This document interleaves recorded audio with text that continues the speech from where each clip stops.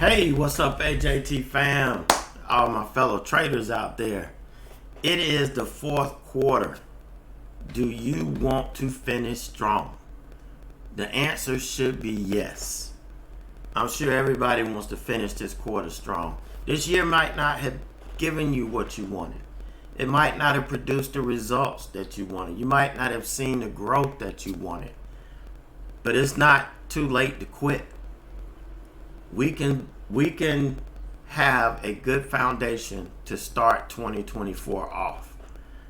So we need to finish this fourth quarter strong. It is time for you to stop playing small ball and start taking ownership of your trading. Look, I'm just going to be flat honest with you. When you first learn how to trade, you're actually taught to lose. You're not taught to win. You're taught to lose. Why do I say that? Think about what the focus is. Think about what the focus is. Risk versus reward. Always worrying about your stop loss, where everything is. Everything is focused on loss. And you end up creating the very scenario that you supposedly are trying to prevent. It's time for you to learn how to win. Okay, I'm not saying throw caution to the wind. I'm not saying to ignore risk management. I'm saying you have to learn how to win and win using the proper risk management. So, you may have been a victim, and you probably have been a victim of all of this in the past, but it's time to let go of that victim mentality and start living your life like the trading champion you are. Everybody has it in us. The question is, do we want to tap into it, or are we scared? That's the $1 million question. It's time to start making the concepts that matter in our trading a priority. So don't let your past mistakes or the old ways of thinking or the way that you think now hold you back. Some of you have to change the way you think. You have the power to change it. You have the power to change your trading, to become that trader that you want to be. It's time to step up, to take responsibility for your actions, and start making the rest of your trading life the best of your trading life. So where does it start? It starts right here in the fourth quarter. So come on, guys, let's get to work. I'm offering you guys a money back guarantee on my lifetime membership. If you join, if I can't help you get on the right track this fourth quarter, I can refund it and you can go on about your business. I don't believe in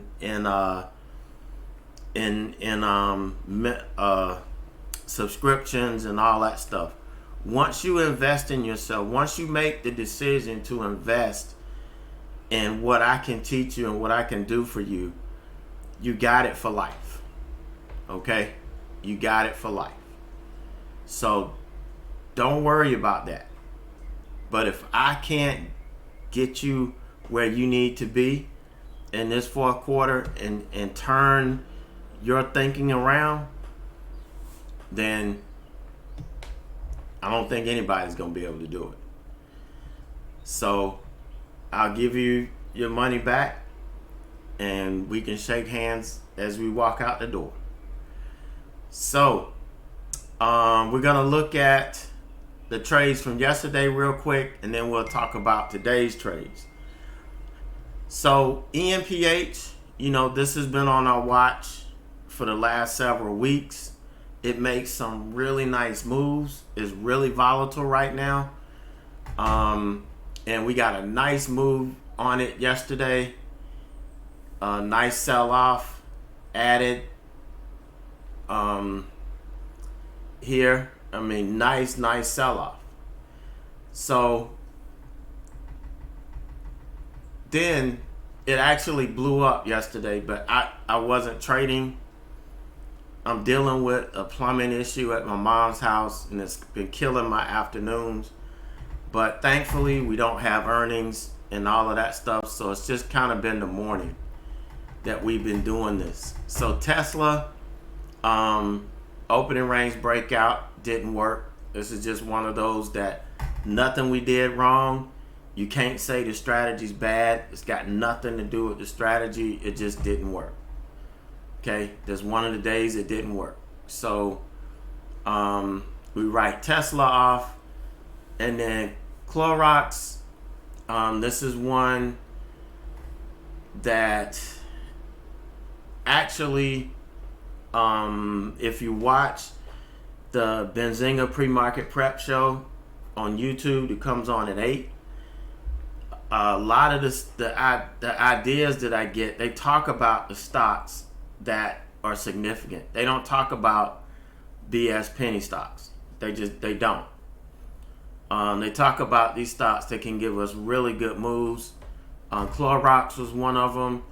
You know, I did mess up here with the order entry, but I got it squared away and ended up trading this really, really nicely.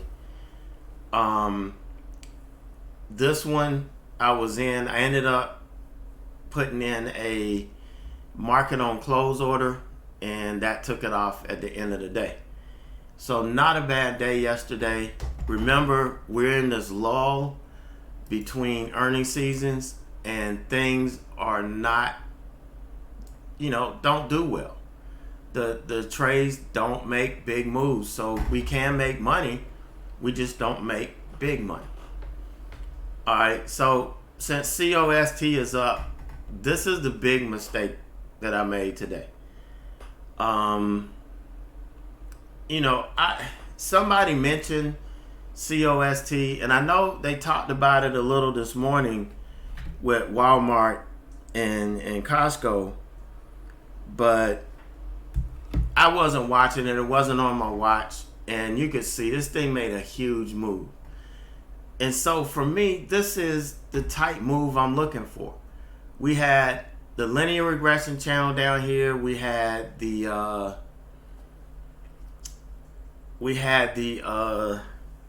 daily pivot down here. We had a lot of support.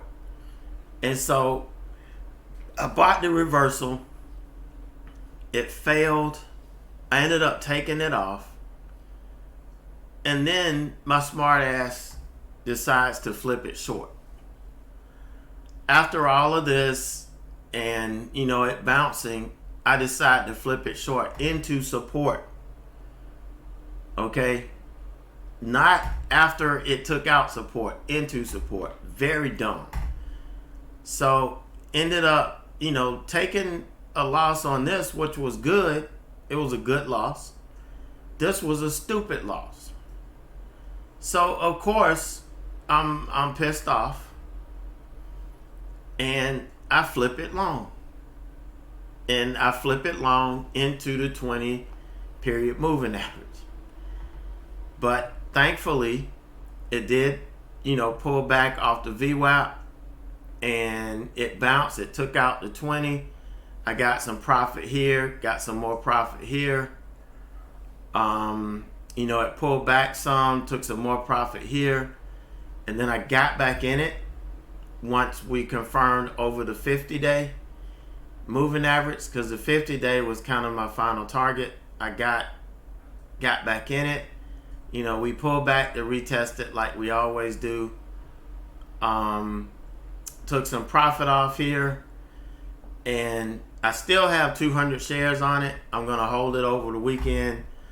I believe Costco is going to gap up off of this 50-day and try to make a move back up toward the 20-day on Monday. So that's what I'm looking for out of this. Going to hold those 200 shares over. But here's the lesson on this. I mean, you could completely screw up.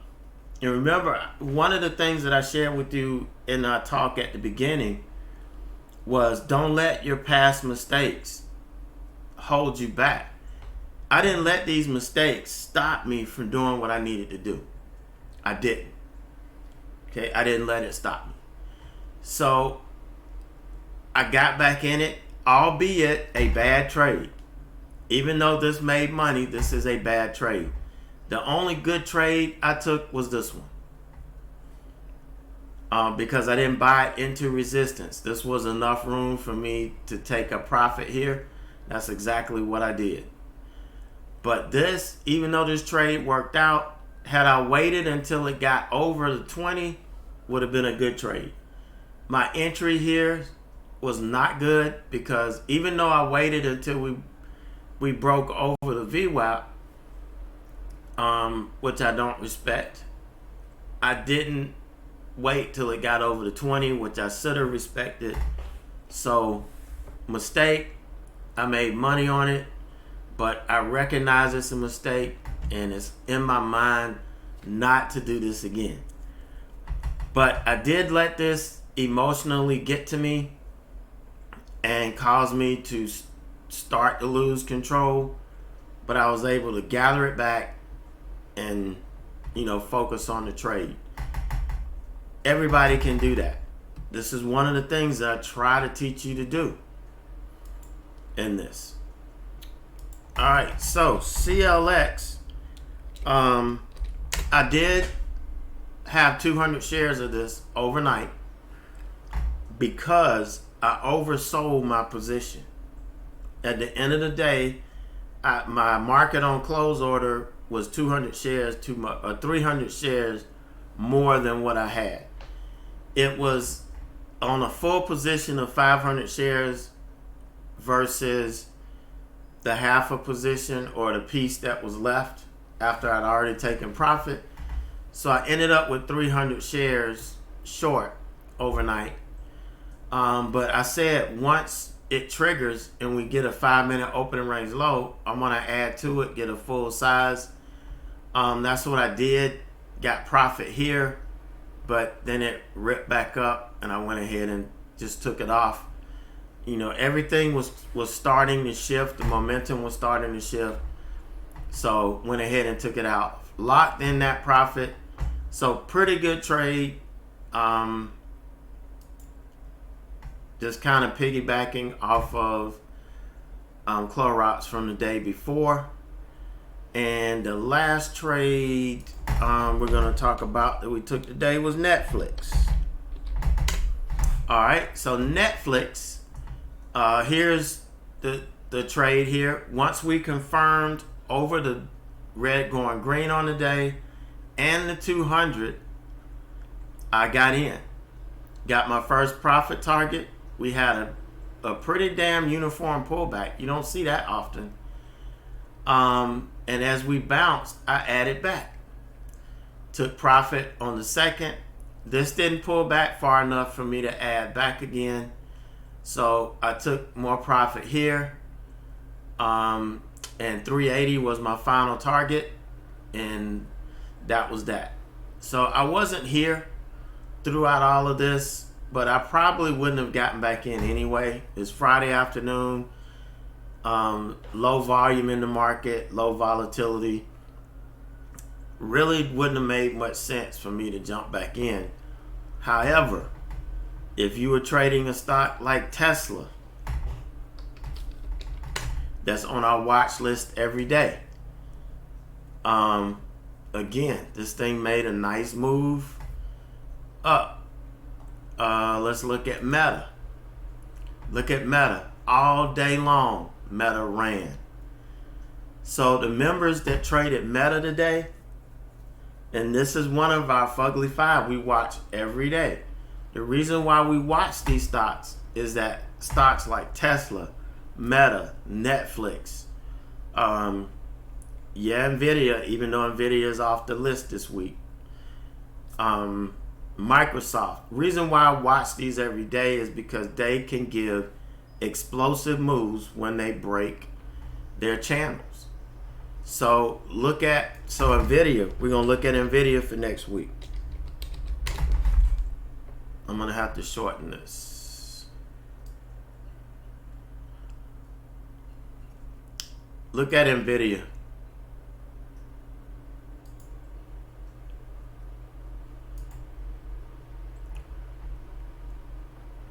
Nvidia broke the channel today. It broke it over 454, ran all the way up to 457. But guess what? I'm looking for follow through.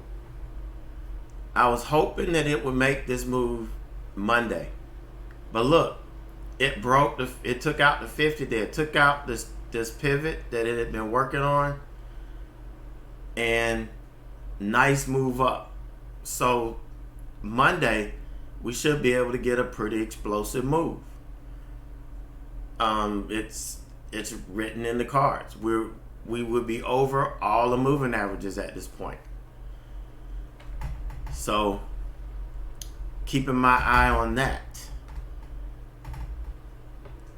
But there's opportunity. You know, people may get bored because we tend to look at the same stocks every day. But I'm a damn sure tell you, I'm not bored making money.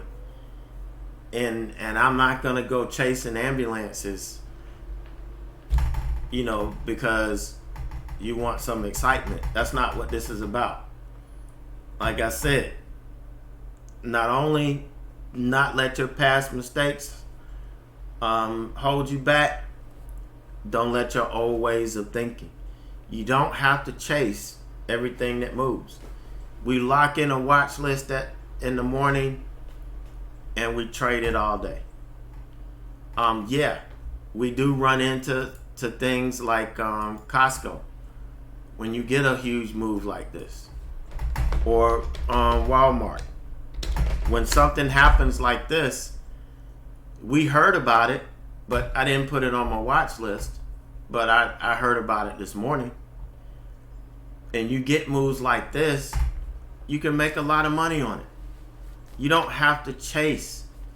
You don't have to spend $175 on a live scanner to just feed you stocks all day. I use FinViz. You know, yeah, I only pay $35 a month for it, but you can use the free version. I paid for it because I use it in my teaching, part of my business. But I could use the free version just as easy and just pull the stocks that are in play that day, that morning, and focus on that. It keeps me out of trouble. And it keeps me out of a lot of trouble. You guys know that. You guys that trade with me live every day, you see it, you know it. So I've rambled on enough. It's Friday. Let's go have some fun. Enjoy the weekend. Enjoy the fruits of your labor. If you ended the week red, you know, take a day off. Then come in Sunday or work tomorrow. Take Sunday off, but take a day off. But use this time to learn from your mistakes. Learn from your losses. Go back and watch the last two the trader mindset classes that we had, both on the art of taking a loss. Will teach you how to take those losses, those challenges, those bad trades, and learn from them and turn them into positives. So be safe, have a great weekend, and I will see you guys on Monday.